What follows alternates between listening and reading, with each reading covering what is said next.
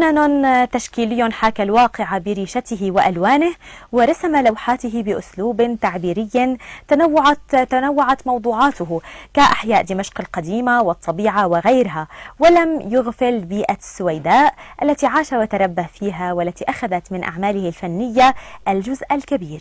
هو الفنان عصام الشاطر الذي قدم مؤخرا معرضا في المركز الثقافي بالسويداء.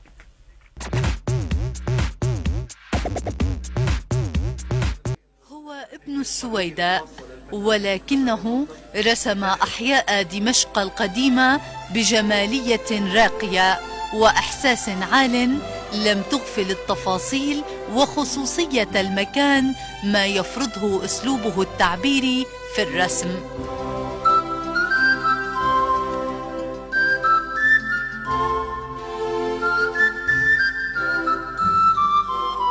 هو عصام الشاطر الذي قدم لوحاته مؤخرا في المركز الثقافي العربي بالسويداء، وقد ضم أكثر من 35 لوحة بقياسات مختلفة تنوعت موضوعاتها بين تصوير دمشق القديمة والطبيعة الصافية التي تحاكي ذاك المكان بين الأواني النحاسية التي هي جزء من تراثنا، والتي تعتمد جماليتها باللعب على الظل في رسم المشاعر. هو هذا المعرض يعني كان بالبداية كان ممكن لو بدي احط له تسمية كان ممكن يكون محطات. هو عبارة عن مجموعات من التقنيات أو من توجهات مرت خلال تجربتي الفنية على مدار سنوات طويلة، وفي جزء منها من مجموعتي الخاصة وفي جزء من الأعمال ضمن الأجواء الجديدة أو التجارب الجديدة. بدأت بمجموعات طبعا بالنمط اللي كنت اشتغل فيه اللي هو الحي القديم أو الأعمال اللي خاصة بالبيئة، ومن ثم يعني التوجه النمط التاريخي الشرقي أو التراثي اللي هو بيتناول الطبيعة الصامتة، بدءا من المنطقة تبعنا السويداء انتهاء بالمنطقة بشكل عام. فيمكن كل واحد بيعبر عن روح المنطقة بطريقة، ربما يعني عندي كانت التعبير عنها بمسألة المفردات الواقعية، ربما تلاقي فنان آخر يفهمها بمنطق آخر. هو الفن توجهات، والمسألة يعني المهمة بالفن هي كل ما كان الفنان حر من الداخل كل ما كان أكثر تطور. يرى كثيرون أن الشاطر صنع لنفسه بصمة خاصة ظهرت في لوحاته الفنية المشغولة بمهارة وحساسية عالية اعتمدت على المزاوجة بين دمشق القديمة والطبيعة الصافية. دائما هذه المحافظة غنية بفنانينها، وهذا من أهم الشباب اللي بنعتز فيهم هو عصام الشاطر بهيك معرض. حقيقة يعني دائما عم يقدم فن تشكيلي بلكنة بصرية جميلة. الفنان عصام هو فنان معروف يعني سابقا عنده تجربته الفنية. بمعرضه هذا نوع بالأسلوب، بس هو حافظ على السوية تبعه، سوية أعماله. يعني أحيانا بنشوفه كان يشتغل واقعي تعبيري، رجع اشتغل كمان بالشيء له علاقة بالتجريد واشتغل على التكوينات، بس حافظ على النسيج اللي هو مشتغل عليه. والله انطباع عصام انطباع رائع جدا، عنده إحساس باللون، اللوحة فيها روح. أهم شيء بالفنان إنه لوحته يكون فيها روحه.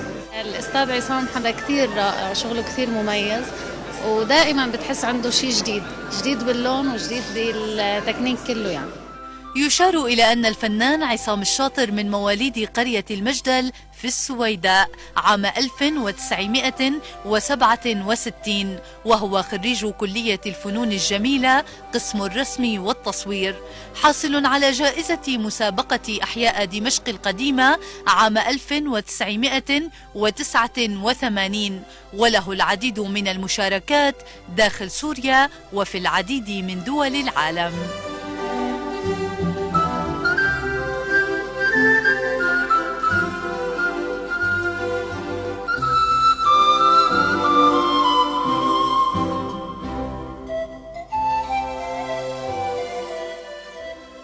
مشاهدينا الكرام، للإضاءة أكثر على هذا المعرض معنا القيم على هذا المعرض وهو الفنان عصام الشاطر. أهلا وسهلا فيك.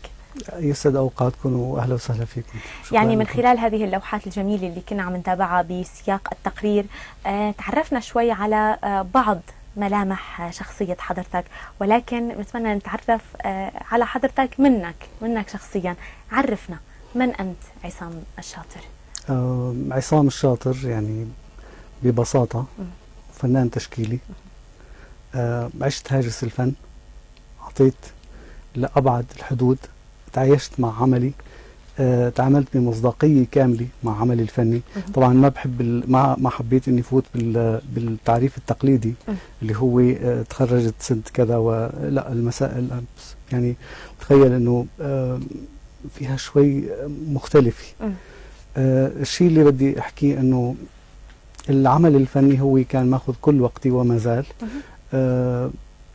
فتت على كلية الفنون الجميلة برغبة كبيرة جدا. كان علما بأنه على أيامنا كان عدد المتقدمين بحدود 3200 طالب، فكان اللي نجحوا بالمسابقة كانوا 75 طالب، كان ترتيبي 7 بالدخول. حلو ما شاء الله. وكانت من البداية في هاجس عندي اللي هو الفن. نعم. تركت كل شيء، يعني طلع لي كل الاختصاصات، ولكن كان الفن هو الهاجس الأساسي. توجهت وكان في عمل دؤوب جدا ومثابرة مستمرة لحتى وصلت للمرحلة اللي أو للمكان اللي واقف فيها اللقاء. الحمد لله، وإن شاء الله واقف على أرضية صلبة من الفن يلي حضرتك امتهنته منذ بداية مشوارك. يعني الأرضية الصلبة هون بيصنعها الفنان بالدرجة الأولى. نعم. ومن ثم المحيط والجمهور والحركة الفنية بشكل عام. بناء على مثل ما عم تفضل بالحديث الحركة الفنية، أين تصنف نفسك ضمن الحركة الفنية التشكيلية؟ أين مقعدك تحجزه في أي صف؟ سيما وأنك من رواد ربما الأسلوب التعبيري أو المدرسة التعبيرية الواقعية.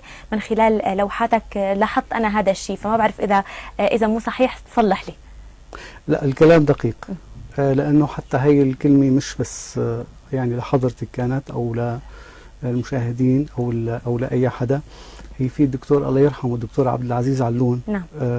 تبنى مجموعة من الفنانين السوريين وانضموا تحت تسمية الفن أو الواقعية الجديدة. نعم. أو الواقعية السورية الجديدة، وتبنى معرض لهي المجموعة